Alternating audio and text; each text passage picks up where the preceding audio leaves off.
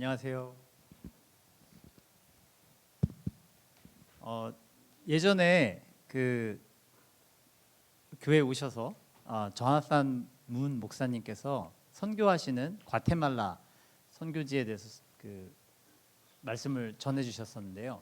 그거에 대해서 이제 조금 더 오늘 새로운 소식이 있는지 또 여러분들하고 기도를 하는 시간을 갖도록 하겠습니다. 일단 과테말라 얘기 먼저 말씀드릴게요. 그리고 코반이라는 데가 어떤 곳이고 지금 거기에서의 사역 말씀드리고 그다음에 기도하는 시간을 짧게 갖겠습니다. 일단 과테말라는 뭐 여러분들 다 아시는 것처럼 멕시코 남쪽에 있고요.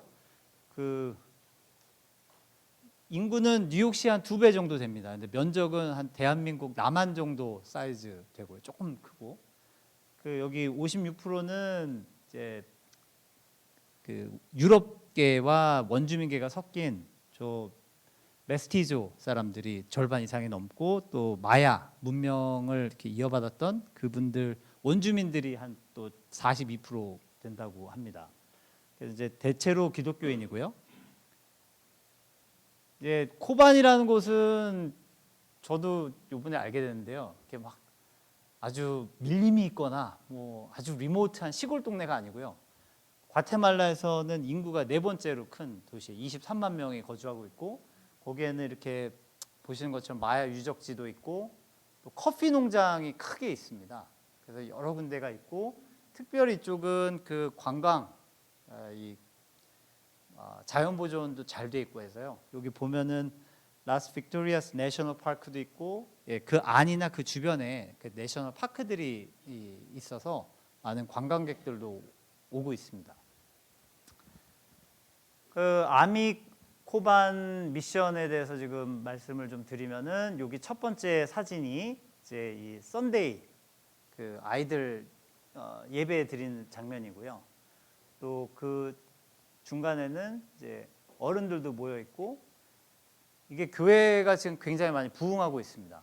처음에는 15명 정도 모여서 예배를 드렸었는데 지금은 보통 100명 넘게 지금 오고 있고 특별히 금요일 날마다는 저나산 문 목사님이 직접 인도하시는 금요 예배가 이루어지고 있습니다. 또 이 화요일마다 이렇게 지금 싱글 바이블 스터디가 있는데 그 새로 부임하신 그 페리 목사님, 부목사님께서 인도해 주셔서 아이들을 이제 케어해가지고 그 시간에는 부모님들은 이제 예배 뭐 성경 공부하고 아이들은 예배를 드리는 시간을 갖고 있습니다. 그러니까 감사한 일이죠. 그리고 여기 AMI 코바는 지금 교회 사역이 이루어지고 있고 또한 AMI 인터내셔널 스쿨이 동시에 진행되고 있습니다. 그래서 여기 보면 학생들도 굉장히 많아지고 또 발렌티어들이나 인턴들도 많이 지금 합류를 하고 있습니다. 그래서 여기 지금 그 문 목사님 가족인데 특별히 이제 기도 제목이 몇 가지가 있는데요. 굉장히 그 저랑 비디오 콜 하셨었을 때도 그렇고 굉장히 감사한 게 많다. 지금 특별한 일이 없다. 특별히 몇 달 동안에 그 과테말라 대선 이후에 벌어졌던 굉장히 그 긴장이 많았던 시간들이 있었습니다. 안에서 막 전투도 일어나고 사람들이 데모도 많이 하는데 다행히 이제 그게 많이 진정이 됐고요. 특별히 코바는 그 과테말라 시티 수도에서부터 한 4시간 정도 차로 떨어져 있는 거리에 있어요. 그래서 거기는 특별히 뭐 어려운 점은 긴장된 건 없었고 지금 많은 발렌티어들도 들어오고 있고 해서 굉장히 감사한 시간을 보내고 있다. 이번 주에는 AMI 철치에서 그 메리컬 팀이 오셔서 또 사역을 이번 주말부터 하십니다. 그래서 기도 제목은 이렇게 조그만 아이들 셋인데 일라이자, 조엘, 올리비아. 그래서 이 아이들이 더 무사히 병 없이 계속 자랄 수 있도록 지금처럼 그게 한 가지 있고요. 두 번째는 그 교회 오신 분들이 모두 그 감사 그리고 정말 하나님의 말씀을 더 잘 받아서 좋은 성도가 되게끔 하는 그 두 가지 기도 제목이 있는데요. 특별히 이 아이들 3명, 저기 사진 보이는 저게 얼마 전에 태어난 1살이 된 올리비아인데 그 셋을 위해서 기도를 해주시고 그다음에 이 교회에 계속되는 부흥에 대해서 여러분들께서 짧게 기도를 해주시고 제가 기도로 마치겠습니다.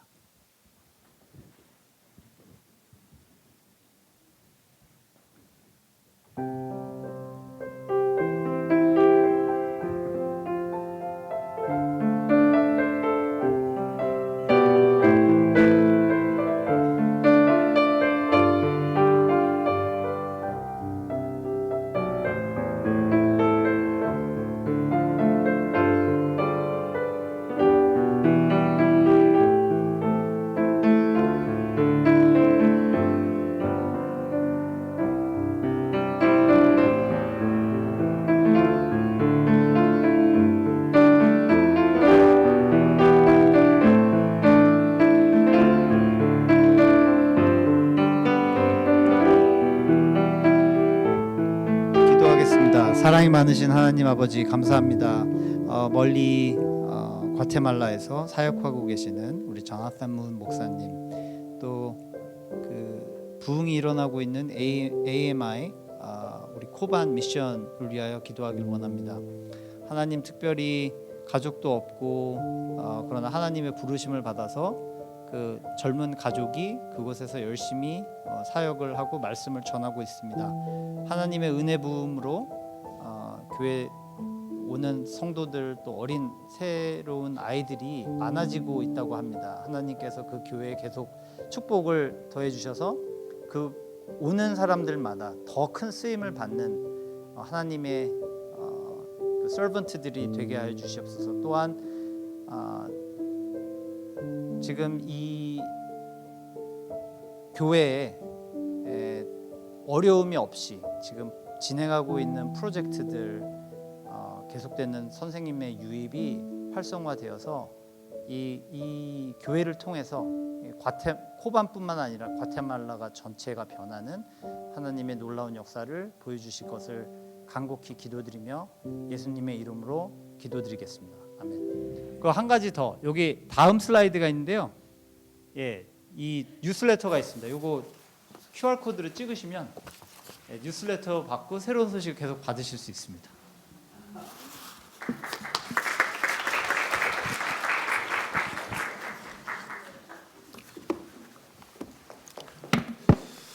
감사합니다. 하나님께서 계속해서 우리 과테말라 코반에 있는 선교센터를 통해 놀라운 일들을 많이 하고 계십니다. 그래서 이번 주말에 그 사우슬랜드에 있는 메디컬 미션 팀, 아이고 미션 팀에서 지금 메디컬 미션 팀을 파송해서 이제 내후년에 사우슬랜드 담임 목사가 될 성청 목사님 부인 크리스티나 사모와 함께 들어가는 걸로 알고 있습니다. 계속해서 기도해 주시기 바랍니다. 오늘은 우리가 이 건강한 감정에 대해서, 그죠? 이모셔널 헬스에 대해서 이야기하고 있는데, 시기와 질투에 대해서 여러분과 이야기를 하고 싶습니다. 시기와 질투라는 것 모두가 가지고 있고 모두가 경험합니다. 심지어 개들도 시기 질투를 하죠. 그죠? 여러분 아시죠?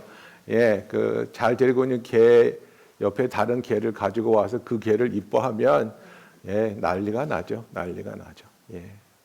우리는 이 시기하고 질투하는 것이 나에게 훅 찾아 들어와서 나를 흔들어 놓는 것에 굉장히 당황합니다.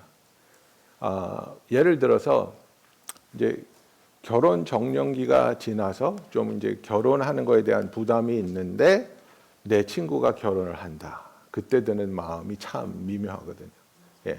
저는 이제 결혼을 34살인가 했는데, 지금은 뭐 요새는 이제 한 그 나이 때쯤 하는 것 같아요. 근데 제가 결혼할 때는 그게 굉장히 늦은 나이였어요. 그때는 30살만 넘으면 너 하자가 있니? 왜 결혼을 못하니? 뭐 이런 얘기 많이 들었거든요. 그래서 제가 30을 넘은 다음에 내 친구가 결혼을 하고 32살인가 내 친구가 자기가 결혼하는데 베스트맨을 서달라 그러는 거예요.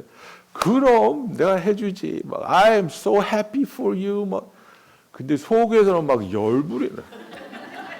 너무 미운 거예요. 이걸 왜 나를 시키지? 근데 하는 얘기야. 야, 결혼 안에 너밖에 없어. 너밖에 없어. 너만 할 수 있어. 그러니까 이성적으로 생각해도 내 친구가 결혼하는 게 기쁘고, 그죠? 또 친구한테는 정말 너는 네가 결혼해서 기쁘다, 너를 축복한다 이렇게 하는데 속마음은 그게 아닌 거예요. 너무나 화가 나고 속상한 거예요. 예. 우리가 이런 감정을 느끼게 되는데, 그러면 이런 감정을 느낄 때에 이것이 어디서 오고 또 우리는 이 감정을 어떻게 프로세스해야 되는지 한번 얘기를 했으면 좋겠습니다. 예. 잠언 14장 30절에 보면 이런 말씀이 있습니다. 평온한 마음은 육신의 생명이나 시기는 뼈를 썩게 하느니라. 그죠? A tranquil heart gives life to the flesh, but envy makes the bones rot. 그다음에 잠언 27장 4절에 보면 부는 잔인하고 노는 창수 같거니와 투기 앞에야 누가 서리요. 그죠? Wrath is cruel, anger is overwhelming, but who can stand before jealousy?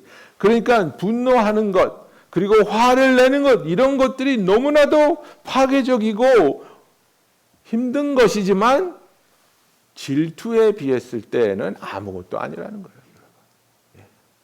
예, 질투를 한다는 것이 이렇게 파괴적인 힘을 가지고 있습니다.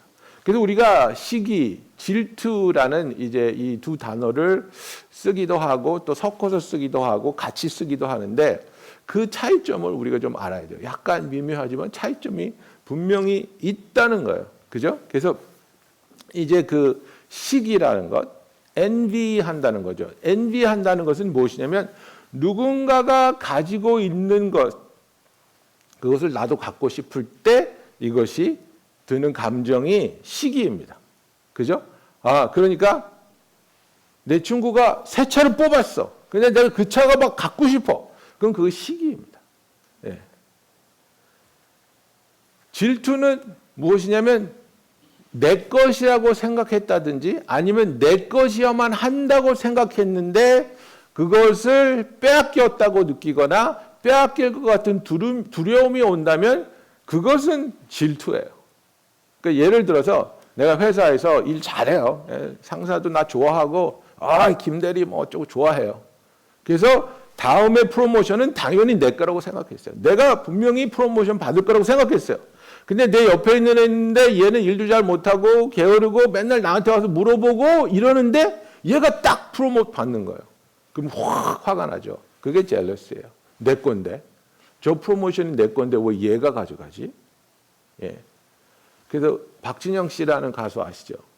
그분이 쓴 노래가 하나 있어요. 네가 사는 그 집. 네가 사는 그 집. 그 집이 내 집이었어야 해. 네가 타는 그 차. 그 차가 내 차였어야 해. 네가 가진 그 모든 것이 내 것이었어야 해. 이런 노래가 있어요, 여러분.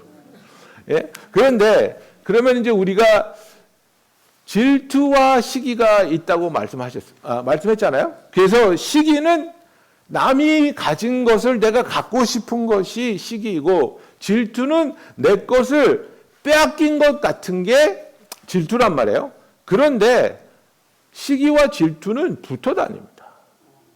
왜냐하면 남이 가진 것을 갖지 못하는 것도 화가 나고 그리고 남이 가진 것이 내 것이었다고 내가 내 자신에게 계속해서 속이기 때문에 그래요. 저거 내 건데. 저게 내 것이어야 될 것인데 왜 제 것이 되었지? 이렇게 말하는 거예요.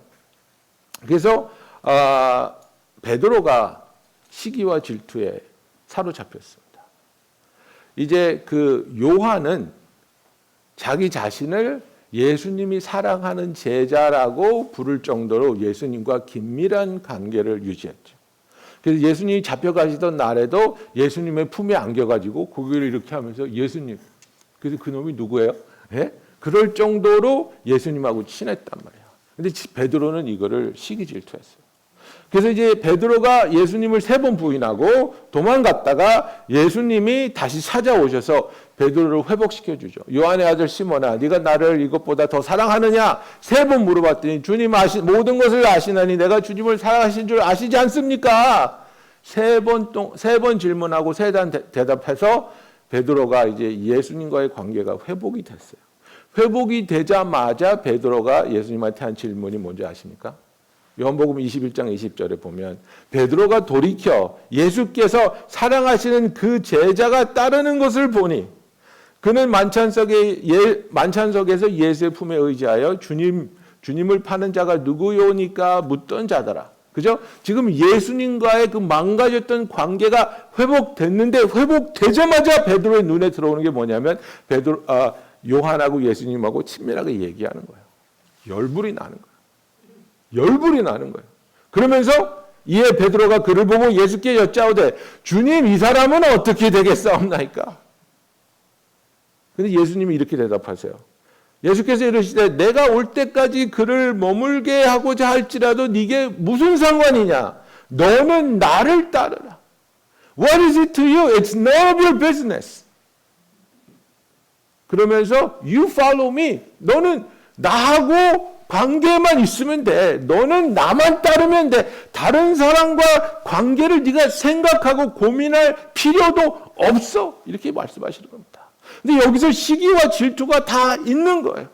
지금 자기는 없다고 느끼고 있는 예수님과 요한과의 그 친밀한 관계를 보면서 시기를 하는 겁니다. 그러면서 그 관계를 보면서 뭐라고 자기에게 얘기하는 겁니까? 저 관계에 서 있을 사람이 요한이 아니라 나여야 해. 내가 예수님과 저렇게 친밀해야 되는데 요한이 내 자리를 뺏은 거야. 질투하는 겁니다. 그래서 시기와 질투가 이렇게 항상 같이 가는 겁니다. 그러면 우리가 이 시기와 질투를 왜 느끼게 될까요? 왜 느끼게 될까요? 가장 큰 이유는 하나님이 나에게 얼마나 놀라운 은혜와 사랑을 베풀어 주셨는지를 우리가 망각하며 살기 때문입니다. 당연하다고 생각하기 때문입니다. We take it for granted. All the amazing things that God has done for us. 하나님이 나의 죄를 용서해 주시고 하나님이 수많은 영혼 가운데 나를 택하여 주시고 나를 예정하여 주시고 나를 자녀 삼아 주시고 나를 영원히 그분과 함께 하나님의 나라에서 하나님의 사랑 속에 거하게 하신 그 놀라운 구원의 역사를 당연하다고 여기는 겁니다. 그거 말고 나는 더 특별한 것을 원해 이렇게 생각하는 겁니다. 그거 말고 제가 항상 자랑할 때 야단 맞은 게 뭐냐면 저는 운전을 되게 못했어요. 예, 운전을 대학교 3학년까지 교통사고가 한 8번 났는데 다 내 잘못. 다 내가 갖다 받고 그리고 항상 다 내 fault예요. 예. 그러니까 뭐 아버님이 얼마나 보험료가 올라가고 얼마나 속상하겠어요. 그러니까 뭐 우리 형도 차 사줘, 내 동생도 차 사줘, 내 친구들도 다 자기 차 있어. 캘리포니아니까. 근데 나만 차가 없는 거예요. 그러니까 나는 왜 차를 안 사줍니까? 나는 뭐 다리 밑에서 주워 왔습니까? 막 이러는데 네가 자꾸 갖다 받으니까 못 사주는 거죠. 그러면서 이제 어머니는 그런 거야. 내가 사랑을 못 받는다고. 내가 둘째 아들이라서 사랑을 안 해준다고 막 그러니까. 야, 너 좋은 집에서 잘 먹고 잘 살아. 옷 입혀줘. 공부시켜줘. 용돈 줘.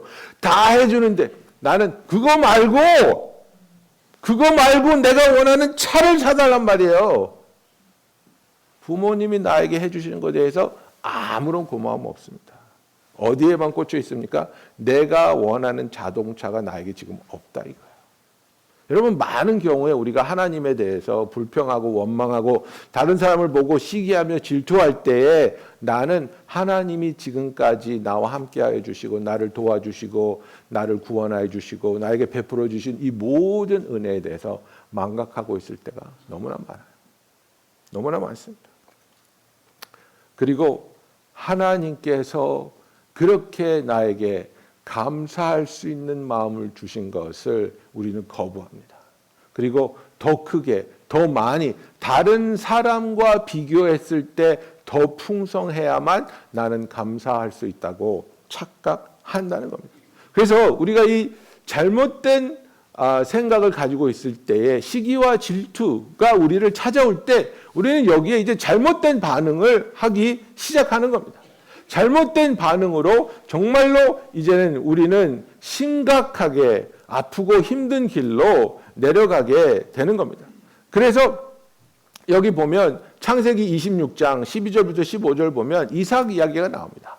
이삭이 이제 아브라함한테 땅을 물려받아가지고 거기서 농사를 짓는데 하나님이 놀랍게 축복해 주시는 거예요. 창세기 26장 12절에 보면 이삭이 그 땅에서 농사하며 그 해에 100배나 얻었고 어마어마한 풍년이죠. 여호와께서 복을 주심으로 그 사람이 창대하고 왕성하며 마침내 거부가 되어 양과 소가 떼를 이루고 종이 심이 많으므로 어마어마한 거부가 되어버렸어요. 그랬더니 어떻게 됐어요? 이웃 사람들, 블레셋 사람들이 그를 시기하여 그 아버지 아브라함 때에 그 아버지 종들이 판 모든 우물을 막고 흙으로 메웠더라 이렇게 돼 있어요. 예, 사돈이 땅을 사면 배가 아픈 거야. 다른 사람이 잘 되는 꼴을 못 보는 거야. 네가 그렇게 잘 된다고? 네가 그렇게 풍성한 수확을 얻었고 양떼가 늘어났다고? 그러면 너가 농사를 짓지 못하게 너의 양떼들이 마실 수 없게 모든 우물을 흙으로 막아버리겠다. 내 이웃을 사랑하고 축복하는 것이 아니라 내 이웃을 저주하고 방해하며 그가 오히려 공경에 빠지도록 악한 선택을 하게 된다는 것입니다. 사랑하지 못하는 마음, 마음이 너그러워지지 못하는 마음, 다른 사람의 행복을 축복하지 못하는 마음. 제가 GCC 있을 때 이제 영 목사님의 자제분들이 전부 다 음악적으로 놀라운 달란트가 있어요. 그런데 이제 첫 아들은 바이올린을 했고 둘째 아들은 첼로를 했어요. 근데 막 연습들을 막 하루에 4시간, 6시간 어마어마하게 하고 막 콩쿠르 가고 막 이렇게 하는데 둘째가 콩쿠르 나가면 굉장히 강했어요. 얘는 콩쿠르 나가면 항상 우승을 하는 거예요. 근데 연습은 첫째가 더 열심히 했어요. 얘는 좀 거기서 떠는지 뭐 2등 할 때도 있고 3등 할 때도 있고, 예, 약간 동생보다. 근데 하루는 이 큰아들이 아버지를 찾아온 거예요. 그러면서 아버지 앞에 무릎을 꿇고 눈물을 쭉쭉쭉쭉 흘리면서 아버지 나 너무 괴로워요. 왜 그러니? 동생이 우승을 하면 정말 기쁜데 나는 너무 불행해요. 나는 이것이 공평하다고 느껴지지 않아요. 걔는 나보다 연습도 덜 하는데 나는 정말 열심히 연습하는데 왜 좋은 결과는 걔만 가져가죠? 나는 그래서 동생을 너무나 사랑하지만 동생을 너무나 미워해요. 그 고백을 하면서 아버지 앞에 울더래요. 예? 자기 동생인데 사랑하는 동생인데 그 동생의 성공을 정말 축하해주고 싶고 축복해주고 싶은데 속에는 그를 향한 미움이 자라나고 있다는 거예요. 근데 이 아이는 현명하게 이것을 아버지 앞에 고백할 수 있는 거예요. 이것을 고백하면서 고민하면서 괴로워하는 거예요. 누가복음 15장에 보면 이제 탕자의 비유가 나오지 않습니까? 탕자의 비유에 보면 이제 둘째 아들이 집 나갔다가 돌아와서 아버지가 너무나 기뻐하고 잔치를 열었습니다. 그러나 큰 형의 반응을 보십시오.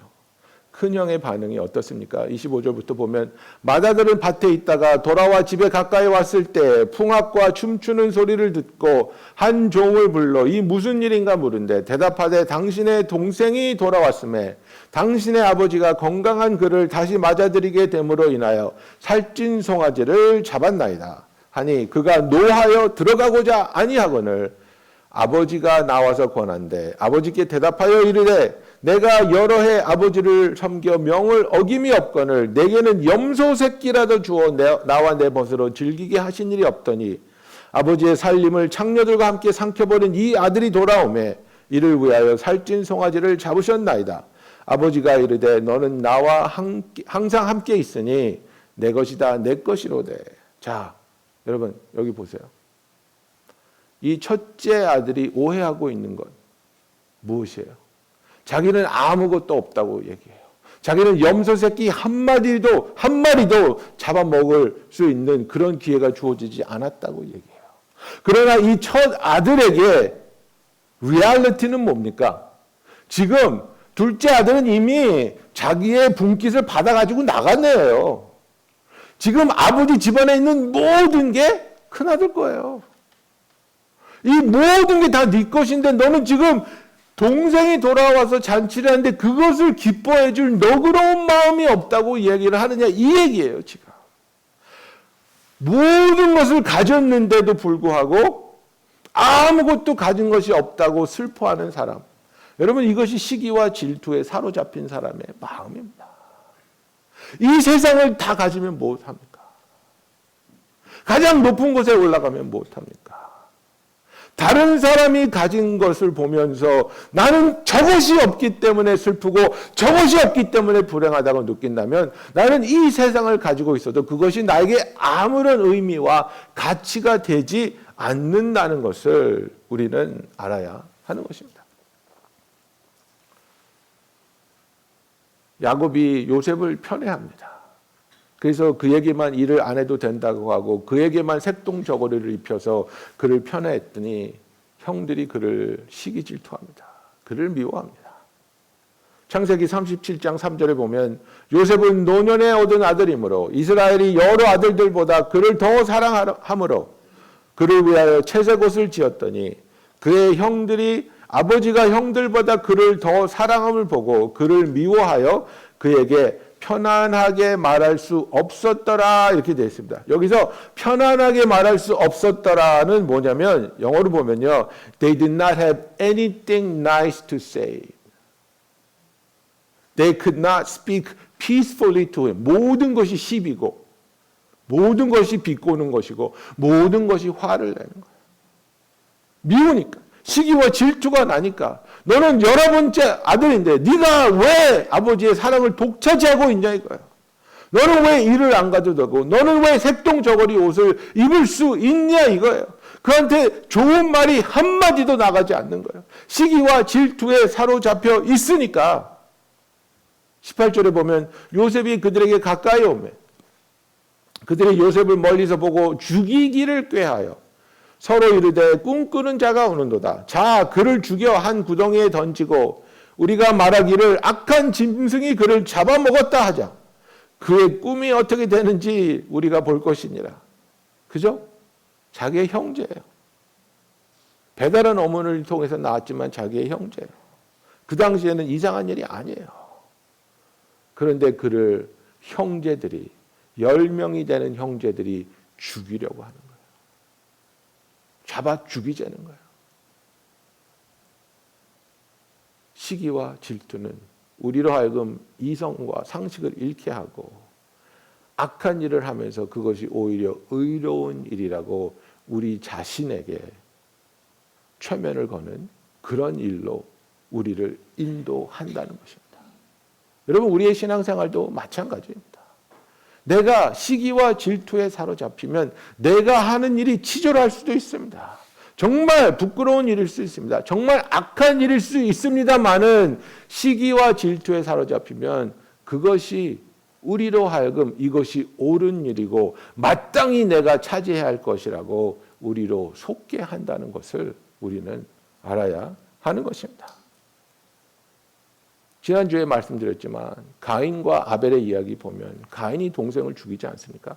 그 화를 다스리라 그랬는데 그 화가 어디서 나왔습니까, 여러분? 시기와 질투입니다.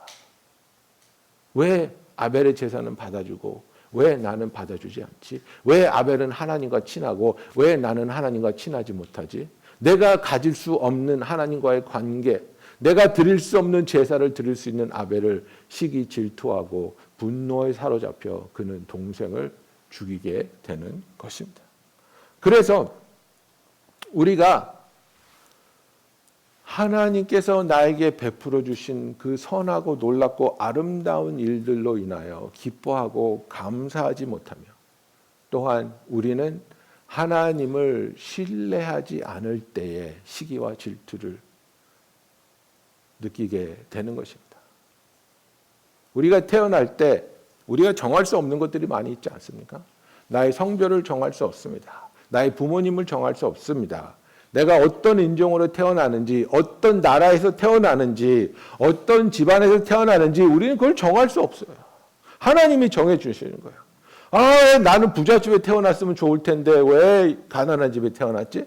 우리나라 사람들 맨날 하는 얘기가 그거잖아요. 뭐 금수저다, 흙수저다, 예? 왜 나는 이런 걸 물고 태어났을까? 금수저를 물고 태어났으면 얼마나 좋았을까? 왜 나는 이런 달란트가 없을까? 누구는 보니까 음악도 잘하고 운동도 잘하고, 예. 예? 근데 왜 나는 이런 게 없을까? 하나님은 왜 나한테 이런 것을 주지 않았을까? 그것을 억울하게 여기고 또 그런 달란트를 가지고 태어난 사람들을 우리는 보면서 시기 질투하는 거예요. 거기에는 뭐가 있습니까? 하나님의 지혜와 하나님의 신실하심에 대한 불신이 있는 거야. 내가 하나님이었다면 나한테 적어도 이런 거는 줘야 되는데. 내가 하나님이었으면 나를 키를 184는 되게 하고, 운동도 잘하고, 노래, 세레네이드 해가지고 여자 꼬시고,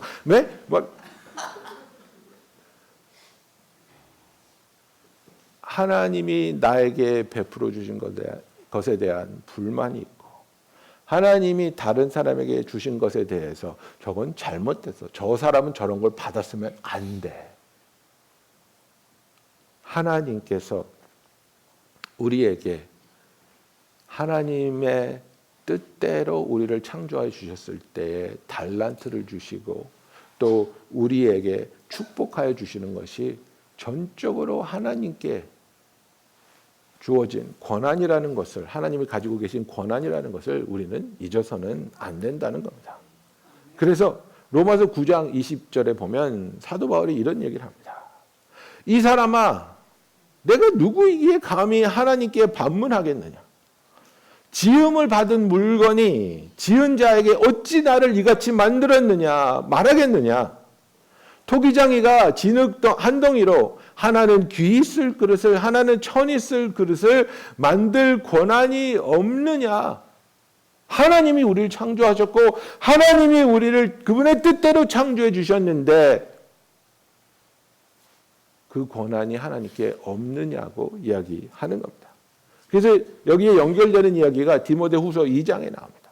디모데후서 2장 20절에 보면 사도 바울이 이렇게 얘기합니다. 큰 집에는 금그릇과 은그릇뿐만 아니라 나무그릇과 질그릇도 있어서 귀하게 쓰는 것도 있고 천하게 쓰는 것도 있나니, 여기까지 읽으면요 우리가 어떻게 생각하냐면 금그릇과 은그릇은 귀하게 쓰는 그릇, 나무그릇과 질그릇은 천하게 쓰는 그릇. 여러분 집에서 이렇습니까? 여러분이 좋아하는 그릇이 있죠. 여러분이 좋아하는 플레이트 있죠. 근데 제일 비싼 게 여러분에게 제일 귀하던가요? 누가 왜 나한테 이것을 주었느냐에 따라서 값이 싼 그릇이라도 더 소중하지 않습니까? 여러분 냉장고에 붙어있는 그 형편없는 예술작품, 여러분의 아이들이 그렸기 때문에 냉장고에 소중하게 붙여놓지 않습니까? 예? 그게 나한테 더 소중하지 않습니까? 자, 21절 보세요. 그러므로 누구든지 이런 것에서 자기를 깨끗하게 하면 귀히 쓰는 그릇이 되어 거룩하고 주인의 쓰심에 합당하며 모든 선한 일에 준비함이 되리라, 이렇게 말하고 있습니다. 그러면 우리가 어떻게 하면 귀하게 쓰임을 받고 어떻게 하면 천하게 쓰임을 받느냐고, 금그릇이냐 은그릇이냐 나무그릇이냐 질그릇이냐 재질이 중요한 게 아니라 그 그릇이 깨끗하냐 깨끗하지 않냐에 따라서 우리는 귀하게 쓰임을 받을 수 있고 천하게 쓰임을 받을 수도 있는다는 겁니다. 내가 흙수저 물고 태어났습니까? It's fine. 금수저 물고 태어났습니까? It's fine.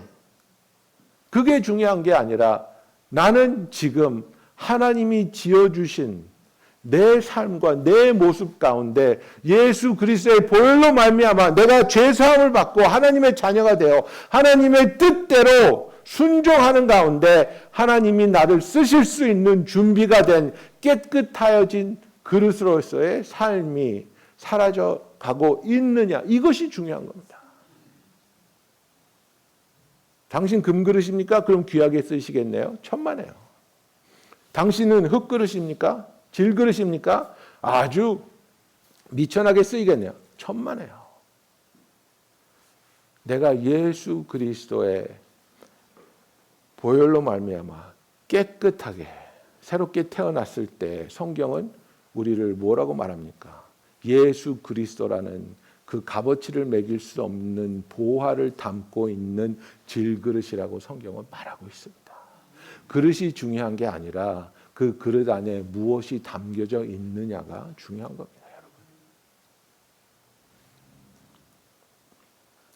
그래서 우리가 시기와 질투에 사로잡힐 때에 여러분 우리는 진실되게 사랑할 수 없습니다. 진실되게 기뻐할 수 없습니다. 그래서 잠언 14장 30절에 그렇게 말하고 있는 겁니다. 14장 30절에 보면 평온한 마음은 육신의 생명이나 시기는 뼈를 썩게 하느니라 그랬습니다. 뼈가 썩는다는 것만큼 큰 아픔과 괴로움은 없겠지요. 그런데 우리가 시기와 질투를 품고 산다는 것은 바로 뼈가 썩는 아픔을 견디면서 살아간다는 것입니다. 결국 무엇입니까? 가면을 쓰고 두 개의 얼굴을 하고 사는 겁니다. 겉으로는 행복하고 겉으로는 축하해주고 겉으로는 기뻐해주는데 속은 썩어 문드러지는 겁니다. 내 주위 사람들이 기쁜 일이 왜 없겠습니까? 잘 되는 일이 왜 없겠습니까? 나보다 더 좋은 곳에, 더 높은 곳에, 더 아름다운 일을 경험하는 일이 왜 없겠습니까? 그것을 우리는 정말로 기뻐해주고 정말로 축하해줄 때 우리 마음도 기뻐지는데 겉으로만 기뻐해주고 겉으로만 축하할 때 내 속마음은 썩어져 들어간다는 것을 우리는 알아야 하는 겁니다.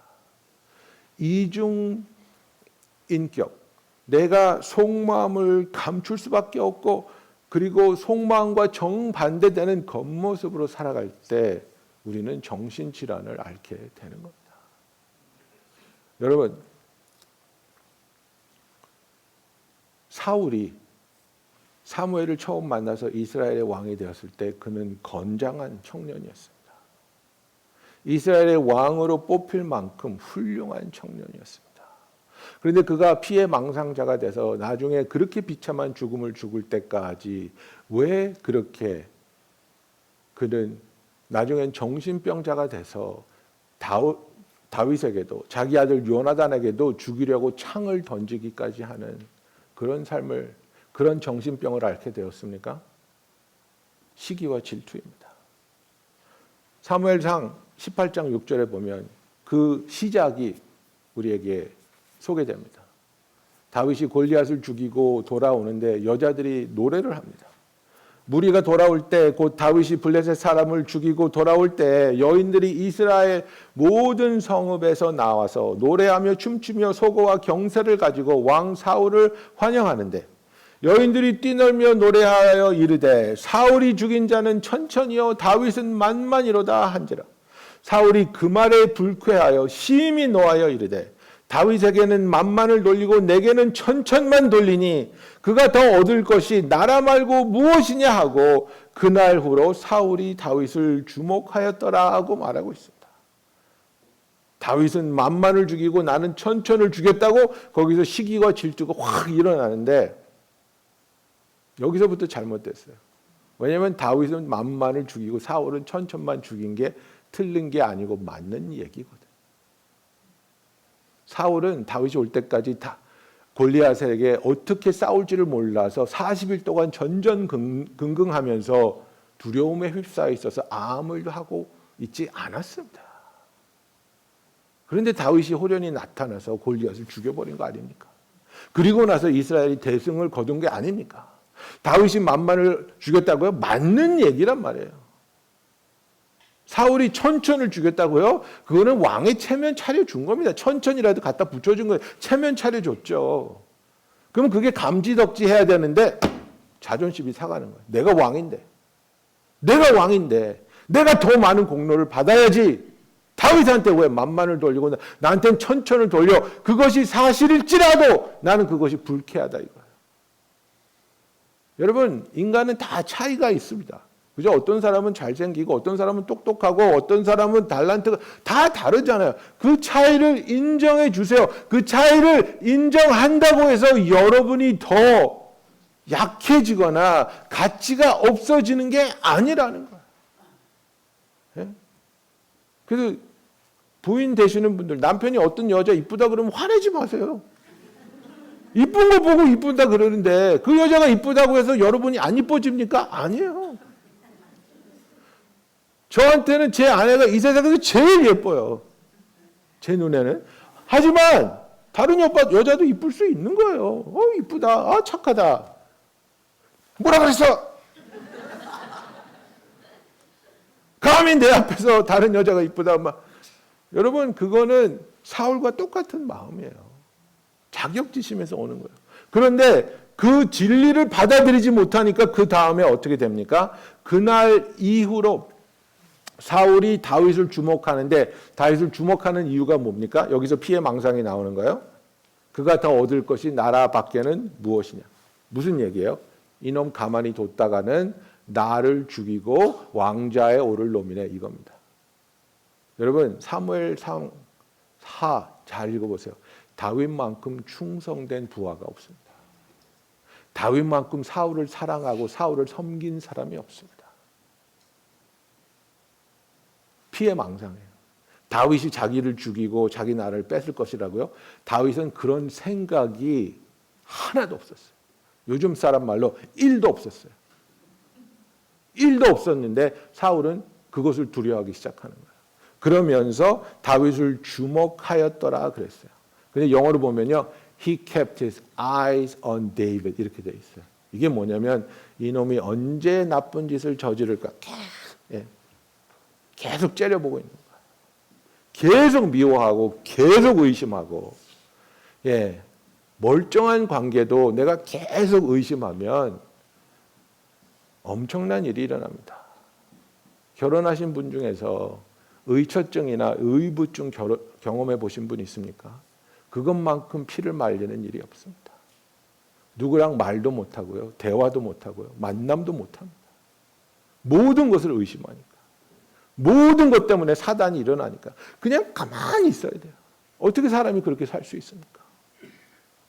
그런데 인사만 했다고 화를 내고 인사만 했다고 의심하고 사울이 이렇게 되는 거예요. 사울이 시기와 질투에 사로잡혔을 때, 진리를 받아들이지, 사실을 받아들이지 못했을 때 그는 피해 망상에 사로잡히고, 그리고 다윗을 미워하여 자기의 사위였던 다윗을 죽이려고 군사를 몰고 쫓아다니게 되는 것입니다. 그래서 베드로전서 2장 1절에 보면 베드로가 이렇게 이야기합니다. 그러므로 모든 악독과 모든 기만과 외식과 시기와 모든 비방하는 말을 버리고 갓난아기들 같이 순전하고 신령한 젖을 사모하라.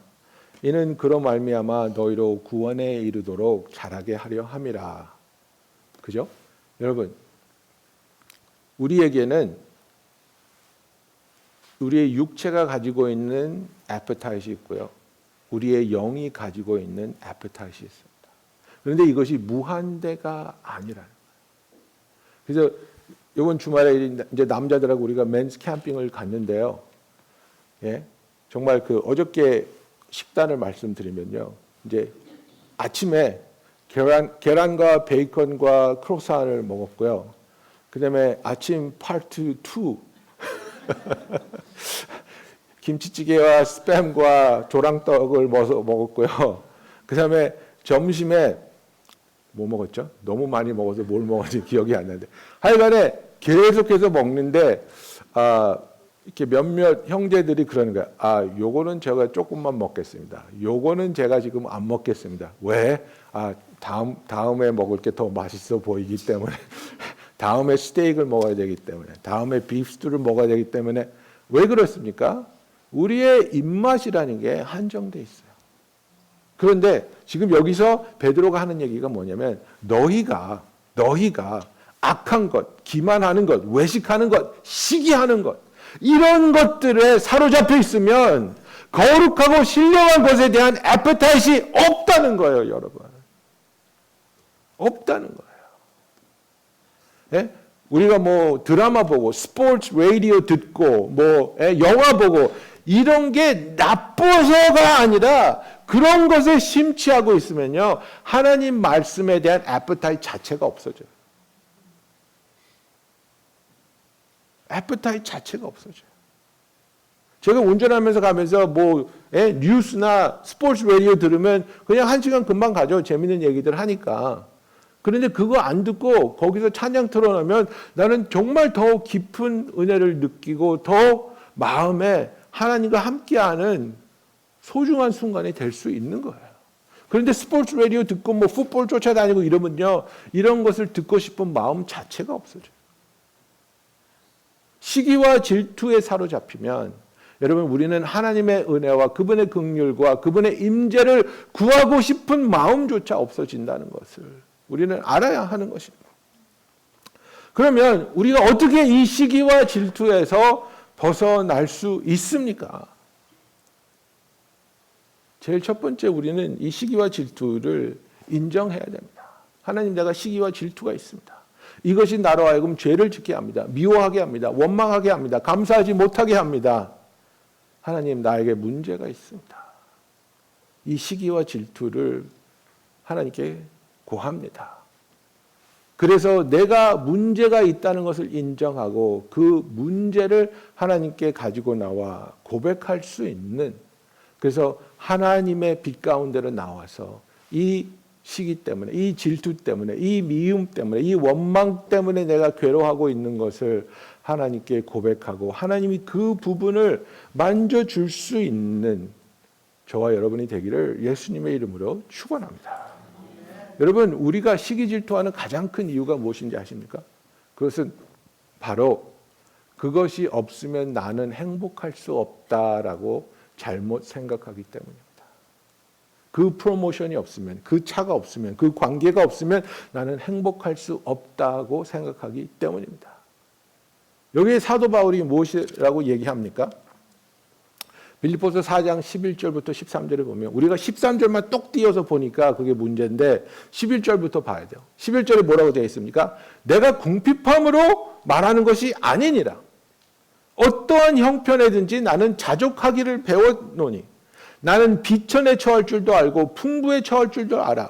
모든 일, 곧 배부름과 배고픔과 풍부와 궁핍에도 처할 줄 아는 일체의 비결을 배웠노라. 그죠? 그리고 나서 I can do all things in Christ who strengthens me 이렇게 얘기하는 겁니다. 내가 예수 그리스도 안에서 모든 일을 할 수 있는 이라가 내가 수영도 할 수 있고 빌딩도 지을 수 있고 그 모든 일을 할 수 있다는 얘기가 아니라 나는 어떤 상황에서도 하나님 안에서 만족할 수 있다는 고백을 하고 있는 겁니다.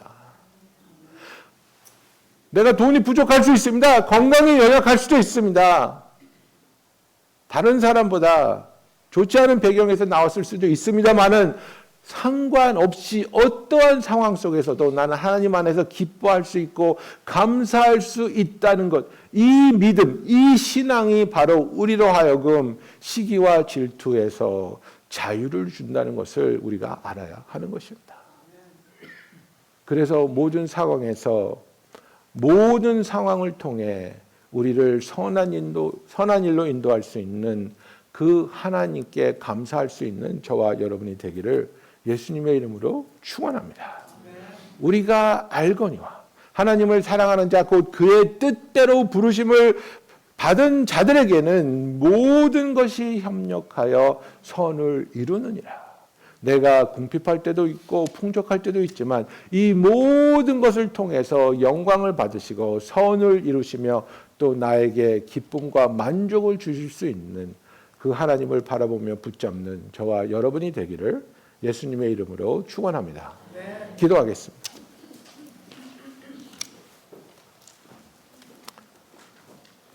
사랑의 하나님 아버지, 우리가 하나님을 믿지 못하고 또 하나님 외에 다른 것으로 행복해져야 된다고 착각할 때에 시기 질투에 사로잡히는 것을 고백합니다.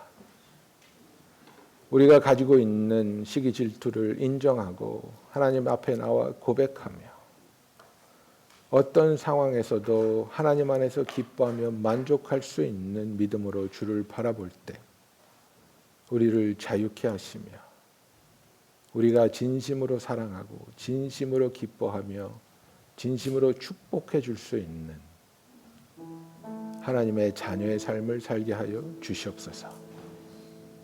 우리의 삶 가운데 함께 하시는 하나님의 이름을 높이며 우리를 하나님의 사랑과 은혜 속으로 인도하여 주시는 주님을 바라보게 하여 주시옵소서. 예수님의 이름으로 기도하였습니다. 아멘. 우리 다 같이 일어나서 함께 찬양하시겠습니다.